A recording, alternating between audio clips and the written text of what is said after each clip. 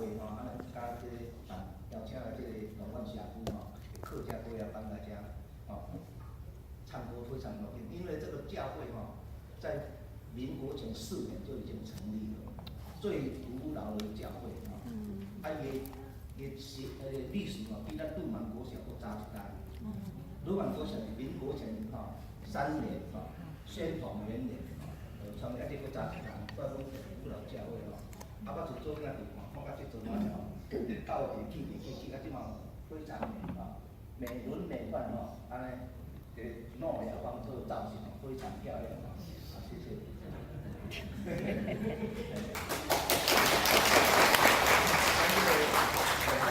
客家歌谣吼，就是我做囡仔时代吼，拢听一寡老人讲客家话的，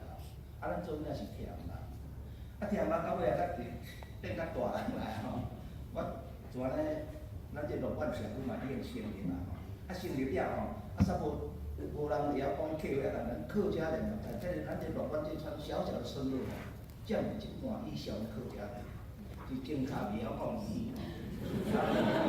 啊，就啥叫做语言被同化吼，啊，所以讲到尾啊，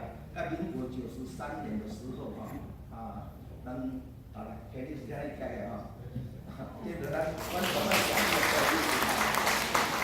客家人跟客家人协同吼，啊，伊就安尼做。发起人啊，兼召集人吼，啊来，咱咧叫客家老师吼，啊来加龙湾社区，课语教学，客家歌谣教唱吼，啊到现在民国93年到现在哦，已经有14年时间吼，啊，阮这个90年度、96年度的时候吼，嘛有去认证考试、初级考试，阮4个人去考，4个都通过吼，啊，今年107年哦，也过6、7个去考吼。结果我若成绩拢袂歹，拢考过吼，啊，所以讲，咱读这原乡母语吼，找回来可以吼。啊，我简单做一咱这个龙湾社区的客家歌谣班的介绍啦吼。啊，我即摆来讲咱这个客家歌谣今日献唱的就是吼，